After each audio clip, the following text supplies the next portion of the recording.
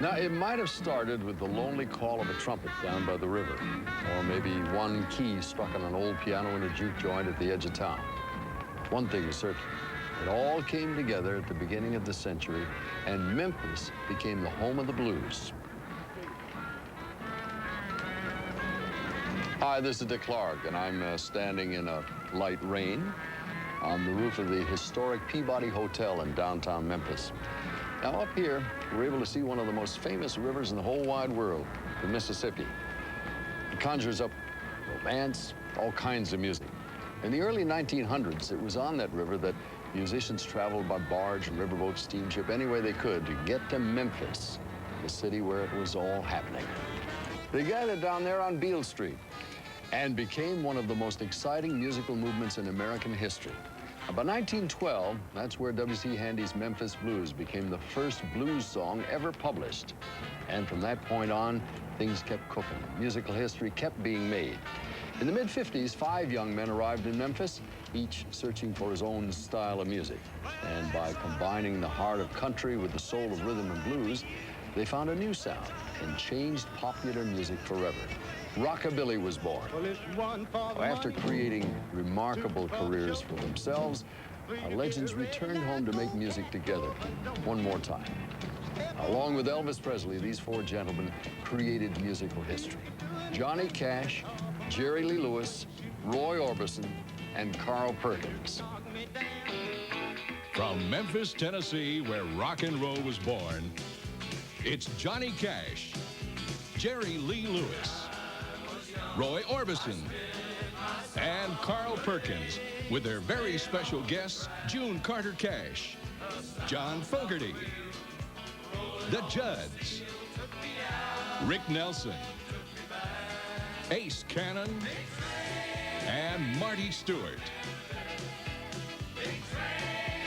Coming Home, a rockin' reunion hosted by Dick Clark.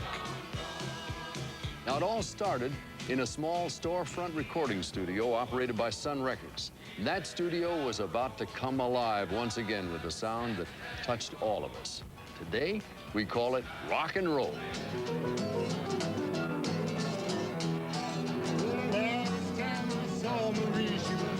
Oh, yes, you know, as you watch these 4 great artists walk back into this tiny 18 by 29-foot room where it all happened, we can only try and imagine what thoughts flashed through each of their minds after being away for such a long time.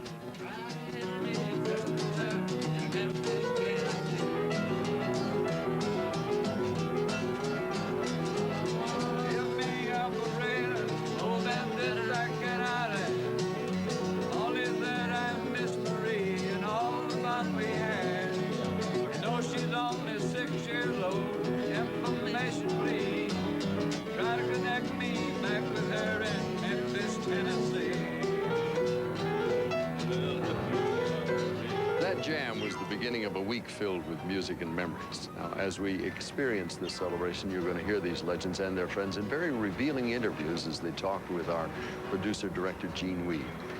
We'll also hear some very rare comments from 2 great musicians who are no longer with us, Rick Nelson and Roy Orbison.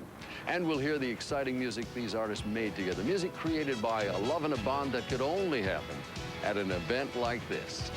Well, when I first got to Memphis, E-double-N, I was knocked out by these friendly people. They all said, howdy, howdy, come on in.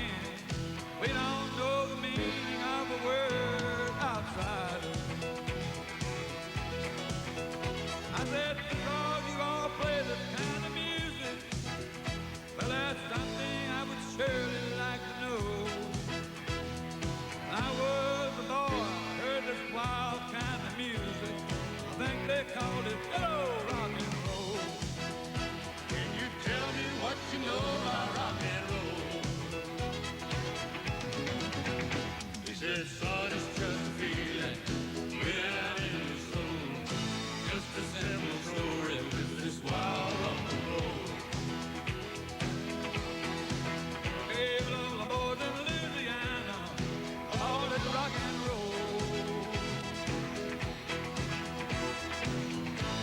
tell you a secret. It drives the women crazy. And that's all you need to know about rock and roll.